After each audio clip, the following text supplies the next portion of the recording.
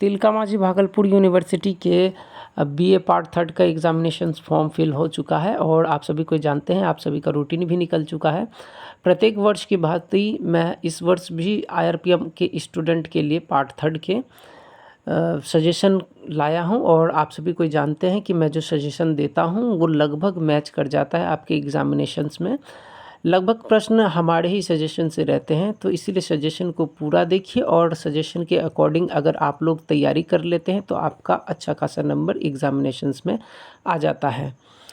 तो इस क्रम में मैं आप सभी को बता दूं कि आईआरपीएम ऑनर्स के पार्ट थर्ड का ये जो है वीडियो बनाया जा रहा है, जिसके अंतर्गत उसके ऑनर्स के पेपर 5th 6th 7th और 8th पेपर के सजेशंस के बारे में इस वीडियो में चर्चा होने वाली है। तो चलिए वीडियो को शुरू करते हैं। मैं हूं अनंत विजय और आप देख रहे हैं एचडीसीटीसी चैनल।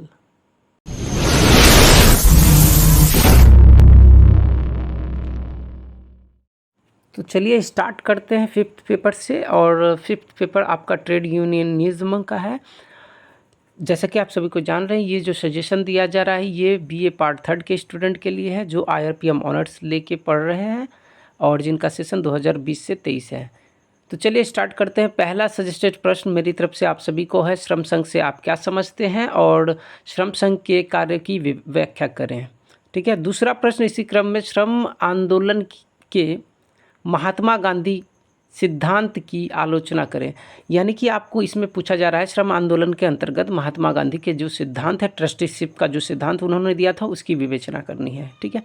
तीसरे प्रश्न की अगर बात करें तो तीसरा प्रश्न है, भारतीय श्रम संघों के राजनीतिक लगाव के परिणामों की चर्चा करें। ठीक है। तो इसके अंतर्गत आप सभी को लिखना है श्रम संघों के जो राजनीतिक लगाव होता है उसके क्या परिणाम होते हैं।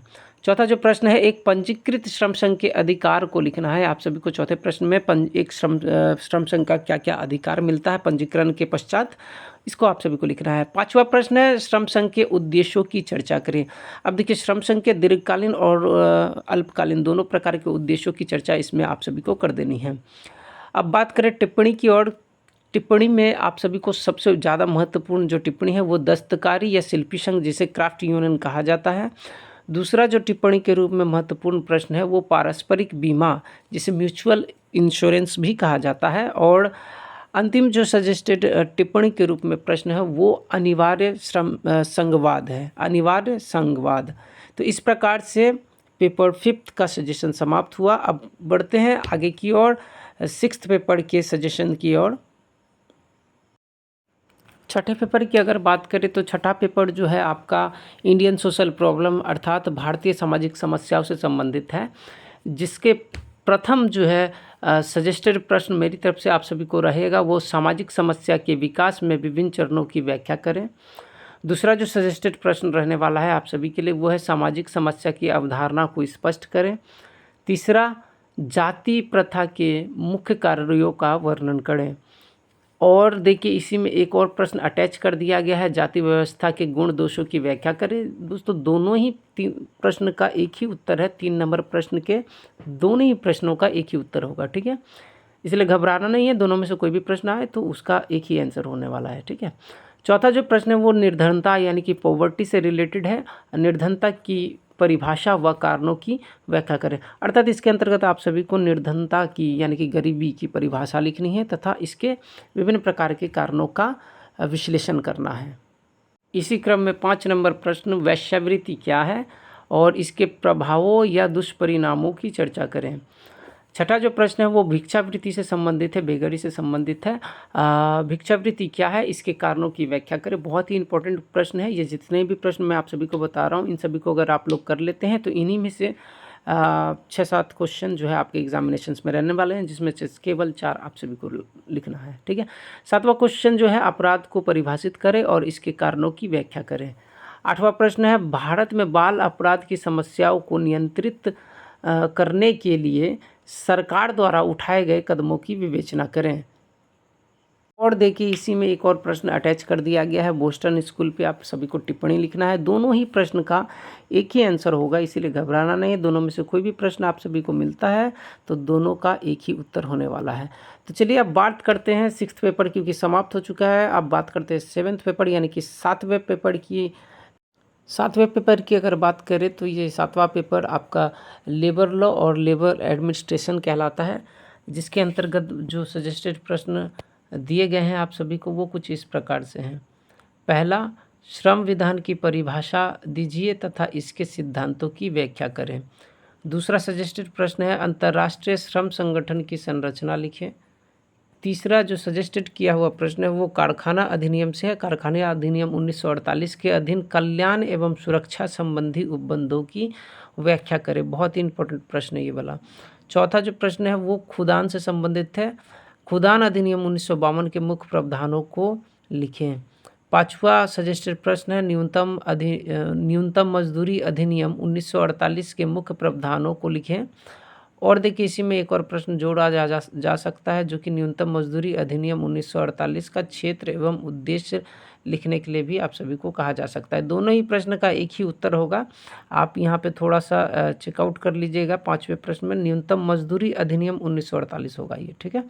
छठा जो प्रश्न है वो बाल श्रम प्रतिषेध एवं विनियम अधिनियम 1986 के मुख्य प्रावधानों को लिखने की बात की कही गई है। और सातवां और अंतिम जो प्रश्न है सातवें पेपर में वो है बिहार में श्रम प्रशासन का वर्णन करें। इस प्रकार से IRPM ऑनर्स के पार्ट 3 का सातवें पेपर का सजेशन आप सभी ने देखा। अब बात करते हैं आठवें पेपर के सजेशन की, जो human behaviour in industry and industrial management कहलाता है। तो चलिए आठवें पेपर के सजेशन को अब हम देखें। आठवें पेपर के सजेशन को देखने के पहले आप सभी से आग्रह है कि अगर आप चैनल पे पहली बार आए हैं तो चैनल को जरूर सब्सक्राइब कीजिए और इस वीडियो को अधिक से अधिक शेयर कीजिए ताकि आप जैसे अनेक सारे स्टूडेंट की हेल्प हो सके। तो चलिए आठवें पेपर का सजेशन शुरू करते हैं।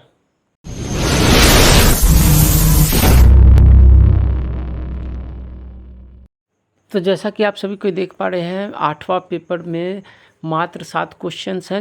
ये सातों ही प्रश्न आप सभी के परीक्षा के दृष्टिकोण से अत्यंत महत्वपूर्ण है। पहला जो प्रश्न है टेलर का वैज्ञानिक प्रबंध के सिद्धांत को लिखें। दूसरा सजेस्टेड प्रश्न है औद्योगिक प्रबंध के सिद्धांतों की व्याख्या करें। तीसरा जो सजेस्टेड प्रश्न है मेरी तरफ से आप सभी को वो हथॉर्न अध्ययन क्या है तथा इसके प्रमुख बातों को लिखें। मैं आप सभी को एक चीज़ बता दूं, हथॉर्न प्रयोग जो है एल्टन मायो द्वारा ही किया गया था। चौथा जो प्रश्न है कार्य संतुष्टि क्या है, इसके प्रमुख कारकों की व्याख्या करें। और जैसा कि आप सभी को जानते हैं कार्य संतुष्टि से पिछली बार प्रश्न नहीं आया था, इसीलिए इसका संभावना इस बार बहुत ही अधिक है कि कार्य संतुष्टि से एक प्रश्न रहेगा और यही प्रश्न रहेगा, ठीक है। पांचवा प्रश्न थकान को परिभाषित करें तथा इसके विभिन्न कारणों को लिखें।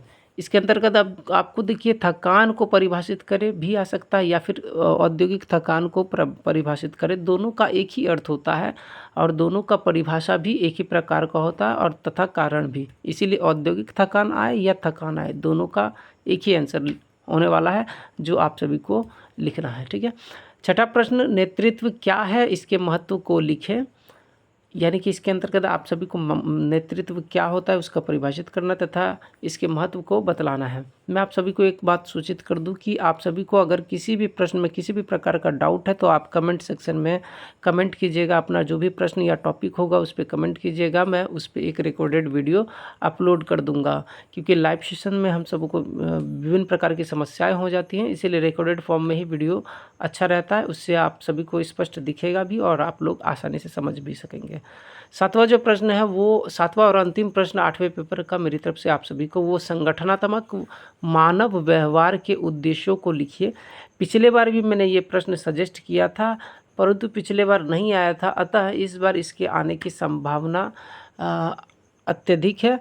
अतः आप आठवें पेपर की सभी सब्जेक्टिव क्वेश्चनों को आप सभी ने जान लिया है और इस प्रकार से आपने BA पार्ट 3 के IRPM ऑनर्स के पेपर 5, 6, 7 और 8 के ऑब्जेक्टिव